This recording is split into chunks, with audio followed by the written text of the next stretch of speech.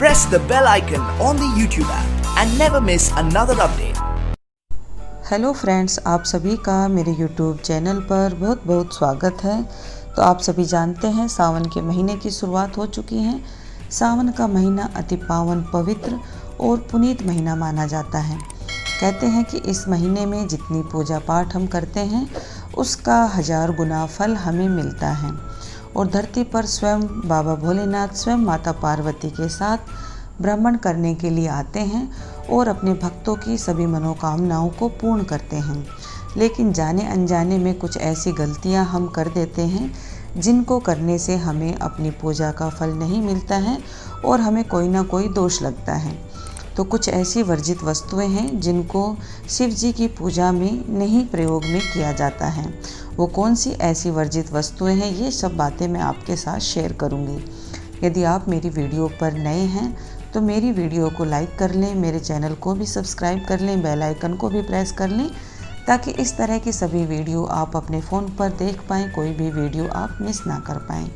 तो सबसे पहले बाबा शिव की पूजा में कभी भी उनको कुमकुम या रोली से तिलक नहीं किया जाता है, क्योंकि जो कुमकुम है वो उष्मा का प्रतीक है।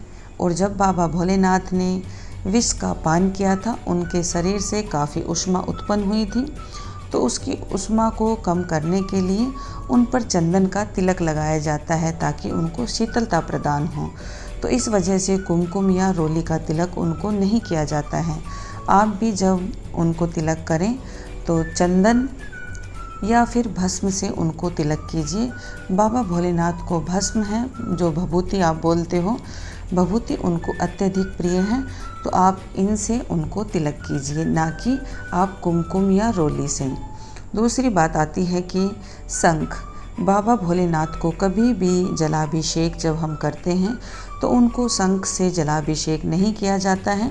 भगवान विष्णु को जलाभिषेक शंख से किया जाता है, क्योंकि कहते हैं कि जो शंखचूर नामक असुर था उसका वध है शिव शंकर भोलेनाथ ने किया था। इस वजह से शंख को उनकी पूजा में नहीं लिया जाता है। अब तीसरे नंबर पर आता है तुलसी दल। तुलसी दल भी उनकी पूजा में नहीं ली जाती है। कहते हैं जो तुलसी माता थी, जो वृंदा थी, तुलसी का पौधा बन गई थी, जो उनके पति थे राक्षस थे और राज जालंधर जो राक्षस थे उनका वध भी बाबा भोलेनाथ ने किया था। इस वजह से तुलसी यानी कि वृंदा ने बाबा भोलेनाथ को कहा था कि आपकी पूजा में मेरा प्रयोग नहीं किया जाएगा। इस वजह से तुलसी के पत्ते का भी प्रयोग नहीं किया जाता है।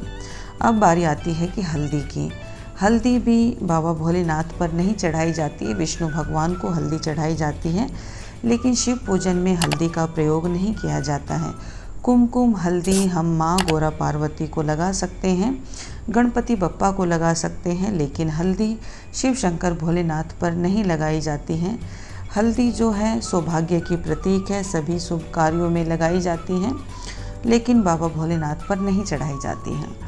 और है केतकी का फूल। जो केतकी का फूल है वो भी शिव पूजन में नहीं चढ़ाया जाता है, क्योंकि केतकी के फूल को बाबा भोलेनाथ ने श्राप दिया हुआ है। ब्रह्मा जी द्वारा झूठी गवाही देने पर उनको श्रापित किया हुआ है कि आपका प्रयोग मेरी पूजा में निषेध होगा।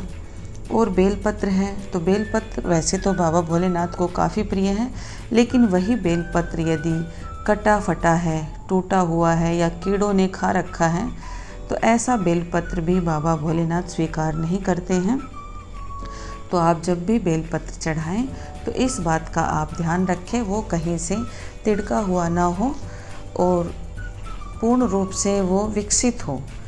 कच्चा बेलपत्र भी बाबा भोलेनाथ की पूजा में नहीं चढ़ाया जाता है। शिव चौदस सोमवार के दिन भी बेलपत्र को नहीं तोड़ा जाता है। आप जब भी पूजा करते हैं बाबा भोलेनाथ की तो एक दिन पहले आप बेलपत्र को तोड़कर रख लें। कहते हैं कि बेलपत्र को 6 महीने तक बासी नहीं माना जाता है और चढ़ाए हुए बेलपत्र को हम दोबारा से गंगा जल से धोकर उनको चढ़ा सकते हैं। तो ऐसा आप ज़रूर कीजिए। और है टूटे हुए अक्षत। बाबा भोलेनाथ की पूजा में कभी भी टूटे हुए अक्षत का प्रयोग नहीं किया जाता है। कहते हैं चावल का प्रयोग सबसे अच्छा है लक्ष्मी प्राप्ति के लिए। यदि वो चावल टूटे हुए हैं तो उनको चढ़ाने से हमें कोई ना कोई दोष लगता है। तो आप चावल हैं वो अच्छे से बीन लें, उनको साफ़ कर लें, उनमें कोई कीड़ा या कंकड़ वगैरह ना हो, तो ये आप ध्यान रखें। और बारी आती है परिक्रमा की। तो बाबा भोलेनाथ को वैसे तो सभी जानते हैं कि परिक्रमा है वो आधी ही की जाती है, लेकिन जो नहीं जानते ये उनके लिए है वीडियो कि जो शिव शंकर भोलेनाथ की परिक्रमा है वो जहाँ से शिवलिंग का मुंह होता है उधर से लेकर माता गोरा पार्वती तक, जहाँ तक जल निकास की व्यवस्था होती है उधर से ही परिक्रमा की जाती है और उधर से ही फिर वापस मुड़ लिया जाता है।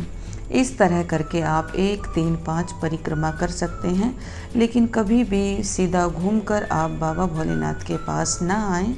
ऐसा करने से भी आपको दोष लगेगा, तो ये आप ध्यान में रखें।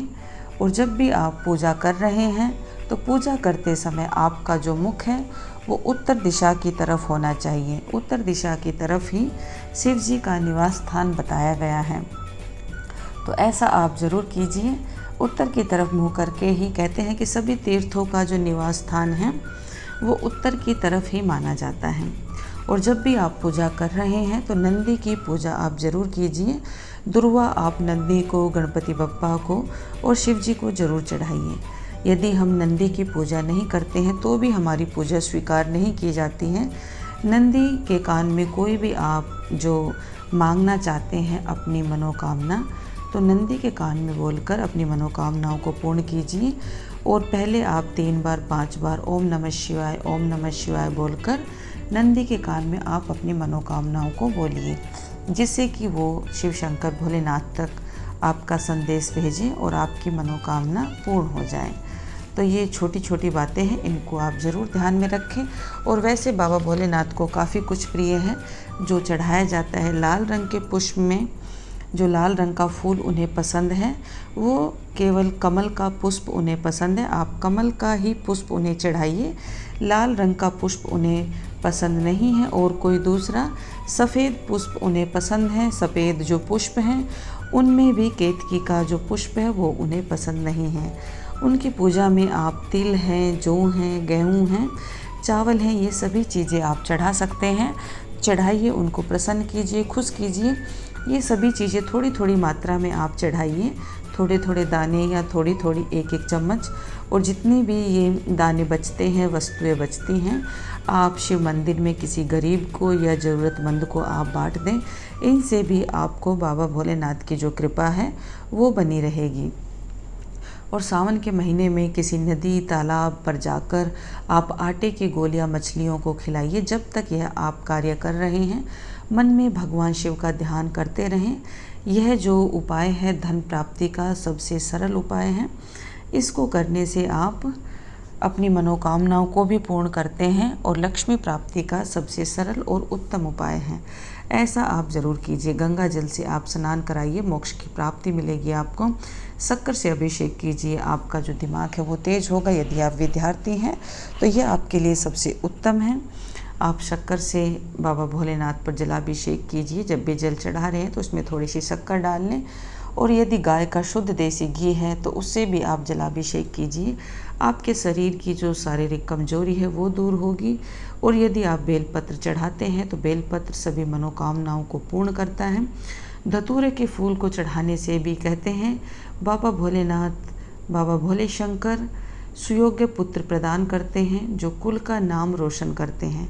दुर्वा यदि आपको मिलती है तो दुर्वा भी चढ़ाइए। दुर्वा चढ़ाने से उम्र बढ़ती है, दुखों से छुटकारा मिलता है। और ये सभी बातें जो हैं शिव पुराण में लिखित हैं, ये सभी बातें सत्य हैं। आप इन चीज़ों का प्रयोग कीजिए। जो वर्जित चीज़ें हैं उनको आप बिल्कुल भी प्रयोग में ना लाएं, जिससे कि बाबा भोलेनाथ रुष्ट हो जाएं और आपको आपकी पूजा का फल न मिल पाए।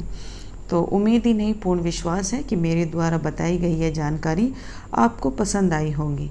मिलती हूँ आपसे एक ऐसी अच्छी वीडियो के साथ। तब तक के लिए जय भोलेनाथ।